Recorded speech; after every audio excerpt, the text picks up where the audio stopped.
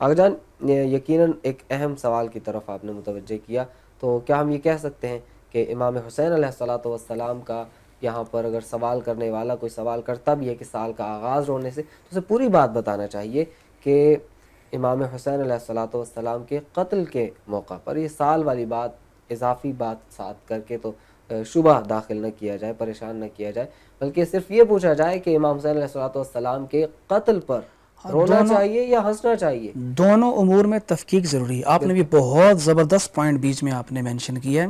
دیکھیں ہمارا ایسا نہیں ہے کہ محرم کی وجہ سے ہم روتے ہیں.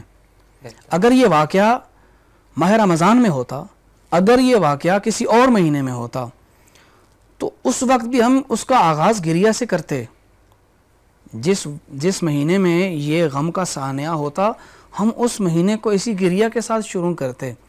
لیکن یہ واقعہ محرم میں ہوا ہے تو ہم محرم کو اسی انداز سے آگے لے کر چلتے ہیں. اس میں ہمارا یہ دستور نہیں ہے، نہ ہمارا یہ عقیدہ ہے کہ سال کو غم کے ساتھ شروع کرنا چاہیے. ہم یہ نظریہ نہیں رکھتے ہیں.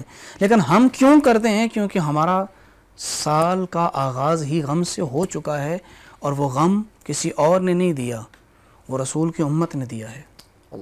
اور اسی وجہ سے ہم اس مہینے کا آغاز غم کے ساتھ کرتے ہیں. وگرنہ یہ ایسا کوئی قانون نہیں پایا جاتا ہے کہ چونکہ محرم ہے تو ہمارا یہ نظریہ ہے کہ ہم نے اس کو رو کے کرنا ہے. نہیں، اگر یہ کسی اور مہینے میں شہادت ہوتی تو اس کا بھی آغاز ہم اسی گریہ سے کرتے ہیں.